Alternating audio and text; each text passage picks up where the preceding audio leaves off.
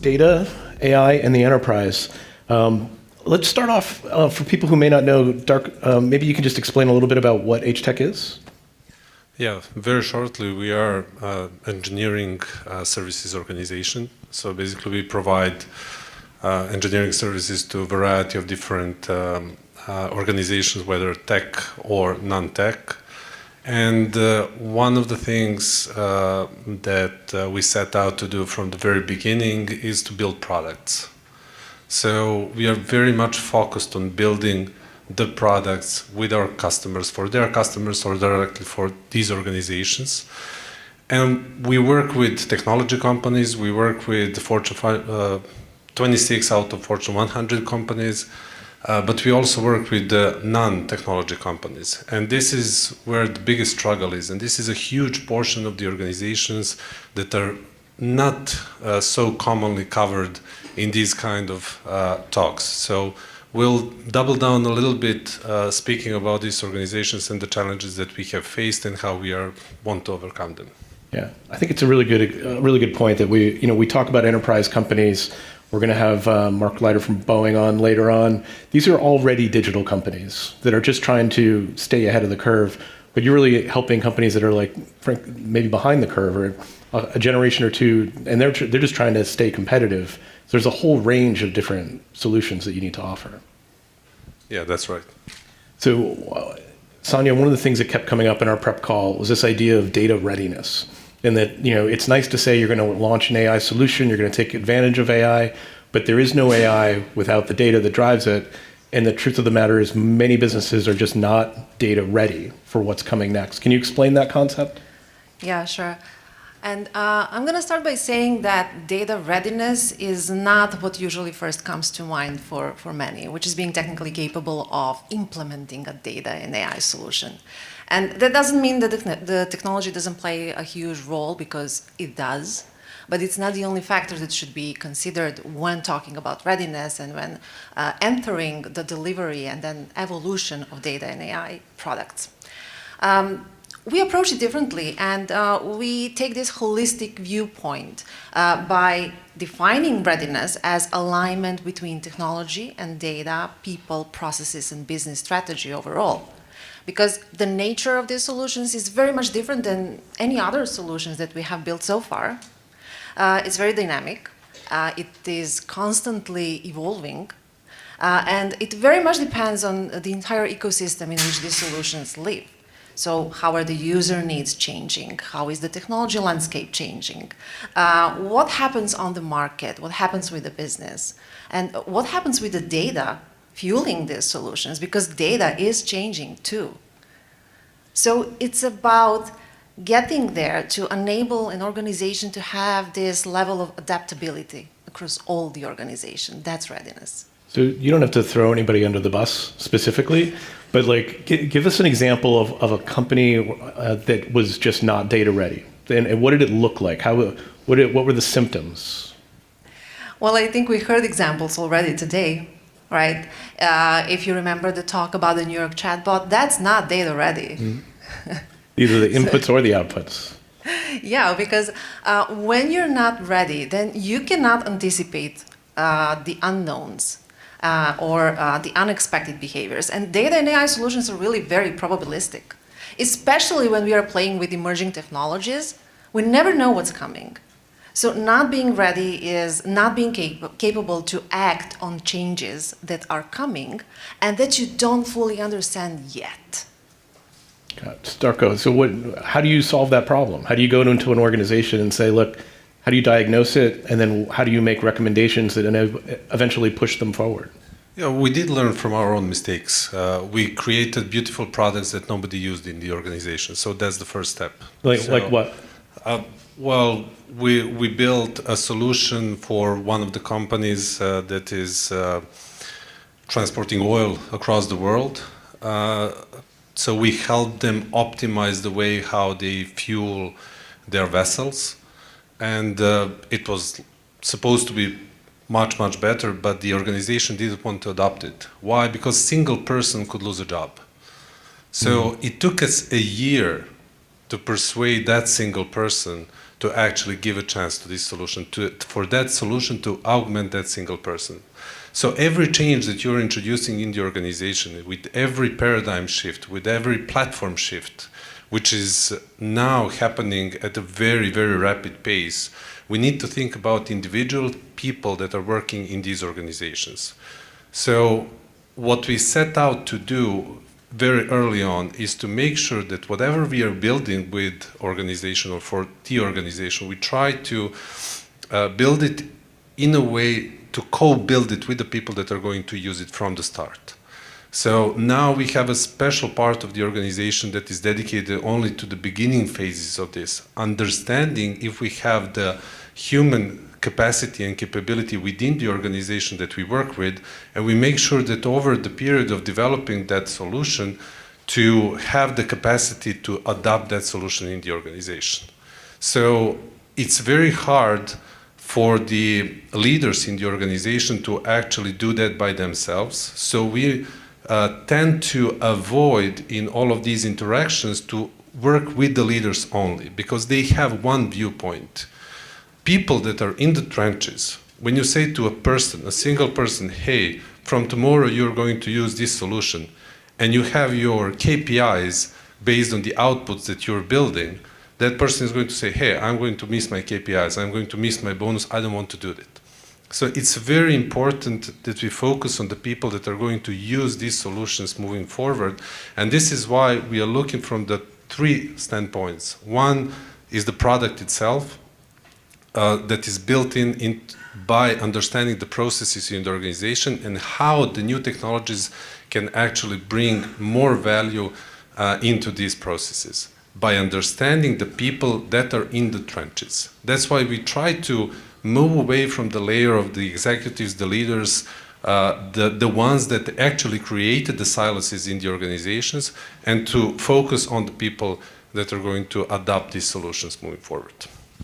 It's a really great point. I think, everybody understands at the executive level they can drive efficiencies, they can increase productivity, they can do all of these things, and they launch these systems, create these tools, but then if everybody underneath doesn't buy in, they have enough power to stop the implementation, to delay it, to block it, and that's actually, it becomes more of a psychological issue than an engineering problem. So you really do have to, in order to drive adoption, you have to get that buy-in from the people that are actually working and doing those jobs. Is that part of how it seems like it's almost not an engineering mindset. You need almost more people skills to do that kind of sales. Well, it's a culture change eventually. And that's the people aspect of our approach to assessing data readiness in a way. It's a culture change, it's change management that needs to happen, and unless the organization understands that that is something that needs to happen, then they're really facing a huge risk of not having a solution that will be used. Even though that solution is the perfect one, the most sophisticated one, if there is no adoption, there is no success. So that's sort of the downside and the risks and the blockers. Can you give some examples of when you've been able to overcome those and solve problems for clients and some good use cases? Well, I can give you an example of one of the clients that we have worked with for almost a decade. It's a maritime company. And we were there from the very beginning, from a huge data chaos, when all of the operations were done manually. And we were their partner in this entire journey that eventually transformed their business. When we started, all the operations onshore or inside different departments were done in a manual way. All departments had their own ways of working, their own applications that we're using. There was no communication or standardization between them, and the processes were slow and unreliable. There were a lot of mistakes. By establishing this foundational platform for management of the information and centralizing their data and process in one place, we help them establish that standardization across the operations onshore. And that opened new opportunities for them. That required a lot of change management. We helped, but eventually that's something that the company should do internally, because no one likes someone external to do the change management inside of their company. But yeah, we can help there. Anyway, the new opportunities opened with that foundational work that we did, and then we added some new real-time insights from the vessel on top of that platform, and enabled them to build an entire voyage planning system on top of it to optimize the costs, to optimize the plans for different types of voyages that their vessels were on, which further created a new opportunity to use their own proprietary data that they were collecting over the years to build an entirely new product and add that product to their portfolio, which was a routing system. So not only it was possible to integrate that into the platform and implement some new features, add new features and functionalities, but also it was a standalone solution. So it opened a new revenue stream. That's how this entire end-to-end process was done. And that's how you do the readiness right. Excellent. So what advice, you figure many companies are on this journey, the change management never really ends, but so what advice do you have for companies in order to prepare for this transition, particularly as AI comes online? I think it's today, this is just a new platform shift. So we've had these platform shifts in the last 30, 40 years, every decade. So starting with the internet, then 2000, then we have mobile phones, social networks, different kinds of interactions.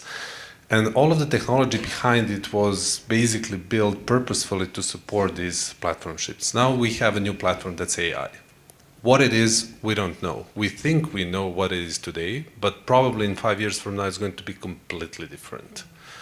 So, and it changes so rapidly and so fast that it's very hard to think that one person in the organization is going to be able to make decisions that are going to drive this organization to be more competitive on the market or to win on the market. So we need to be very careful about the aspect of AI being a new platform, which means that we have to have a lot of people in the organization that are going to understand it deeply, to know the drawbacks, to know how to use it. And co-pilots are just one small fragment of it. So if you look at my kids, they are 6 and 4, for example, for them, mobile phones and YouTube interaction, that way of interaction is something that they learned, and they have it as something that is happening from the beginning of their lives. The problem with AI and the most of the people, we need to start embracing this as a new platform, as a new interaction. And we need to build the systems in a way that they not interact only with the humans, but actually to interact with other agents. So this is a new shift that we need to introduce in our thinking of how we are building products. So instead of having human-to-machine interfaces, we are going to have human-to-human-like interfaces that are then interacting with other machines. So and there is going to be a world behind our interface that we are not going to understand very quickly. So one of the biggest things that you can do in your organization is to invest into the knowledge of the people.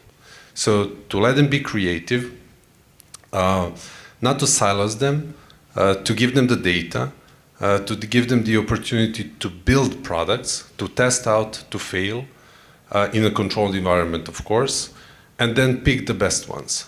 And as Alex said, it's not going to be a single responsibility of one person, it's going to be a responsibility of all of the people. So if you have, we are actually in our organization going through like a small transformation right now, and we see the resistance from different departments, like for example, finance. Sorry guys, if you hear this. This is being streamed, so they could be watching right now.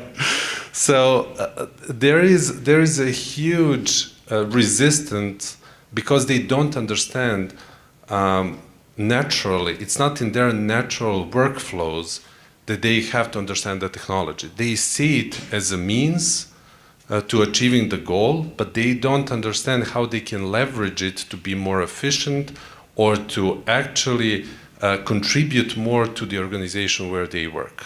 So out of that resistance, you have more resistance on the other side, on the third side, on the fourth side. So it's very hard. Even for the organization that is advising other organizations how to do, we see internally that is happening also to us. So it will take time. It will definitely take 5 to 10 years for this paradigm shift to happen. But it is happening, it is coming very fast, and we need to make sure that we are investing as much as possible into education of our personnel from the ground up. Yeah, I think that's a great point. And the reason that education is so important is because there's a translation layer that's being removed from a lot of organizations where it's not funneling through the chief digital officer, the IT department, the CIO. They're going to be marketing people. They're going to be entry-level staffers that are interacting with massive databases. And the knowledge is there. And they just have to know how to ask for it. And when you're building these tools, that's sort of the perspective you need. They need to be trained on how to ask, and then you need clean data to be able to deliver it to them in a form they can understand. Anyway, great stuff. And I love to hear that you're dog fooding it yourself and encountering these same challenges on your own. Great conversation. Hopefully you'll stick around for the breaks and people can ask you some questions. Absolutely. Great. Thank you very much. Let's give them a round of applause.